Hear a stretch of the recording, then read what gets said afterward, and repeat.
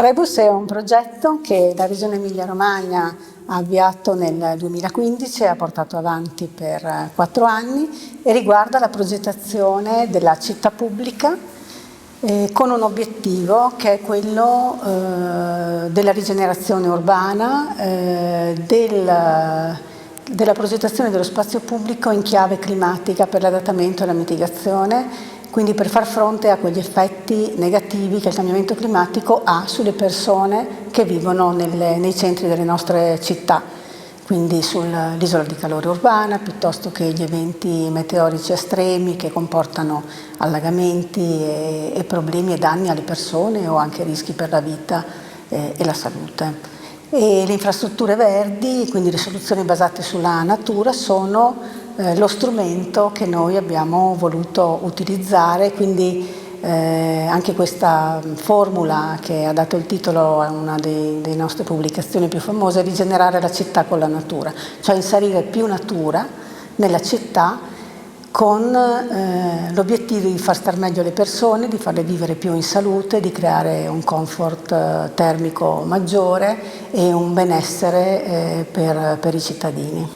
Allora, nel progetto Rebus, che poi è un progetto di formazione e con una componente sperimentale molto, molto forte, perché ha un'attività laboratoriale, quindi progettuale importante, sono professionisti, tecnici, ingegneri, architetti, paesaggisti, agronomi, urbanisti, eccetera. E questi sia nell'ambito della pubblica amministrazione che delle professioni private. Il progetto aveva come obiettivo di mettere insieme tutte queste discipline e tutte queste componenti, diciamo tutte queste persone che intervengono nello spazio pubblico per trasformarlo attraverso i loro progetti e provare a farle lavorare assieme per ottenere un risultato migliore, cioè promuovere anche un metodo che è quello della coprogettazione, con anche affiancato al metodo della transdisciplinarietà, che non è solo affrontare i temi secondo le diverse discipline e giustapporre le diverse proposte, ma integrarle molto dal momento dell'analisi e della definizione degli obiettivi a quello della definizione delle strategie per migliorare i nostri spazi pubblici. Il lavoro di squadra, per come è impostato il gioco, funziona che è governato da una forte cooperazione interna alla squadra, perché c'è invece una forte competizione con le altre squadre. Normalmente non sono più di 3, così è stato. In 4 edizioni Rebus ha giocato con 3 città alla volta che competevano tra di loro per accaparrarsi i soldi di un finto bando basato su una finta legge. E quindi 6 capoluoghi della nostra regione, dell'Emilia Romagna, 3 alla volta per 2 edizioni ciascuna. Cosa fanno? In 2 giorni e mezzo devono progettare un quartiere della loro città, ridisegnando e inserendo le infrastrutture verdi e blu dentro questo quartiere per rigenerarlo e renderlo resiliente ai cambiamenti climatici. Facendo questo bisogna sempre ricordare che le infrastrutture verdi sono veramente delle infrastrutture non solo per il clima ma anche per la salute, cioè hanno una multifunzionalità intrinseca, cioè ci fanno ottenere più risultati in una sola volta. Sono le cosiddette misure win-win, no? Cioè mentre mi adattano la città, gestiscono meglio le acque, riducono il calore, abbassano le concentrazioni di inquinanti, rendono le città più vivibili e accoglienti, eccetera.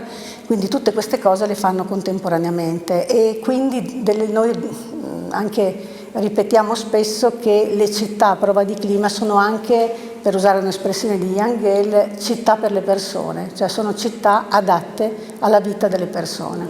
Questo, diciamo, è stato il punto di partenza, cioè ci siamo chiesti come facciamo a cambiare l'approccio ma dei comuni, quindi dei professionisti che lavorano dentro le amministrazioni comunali o quelle dei professionisti che rispondono alle richieste dei comuni. Bisogna migliorare da un lato la domanda e dall'altro l'offerta. Per migliorare la domanda bisogna fare cultura.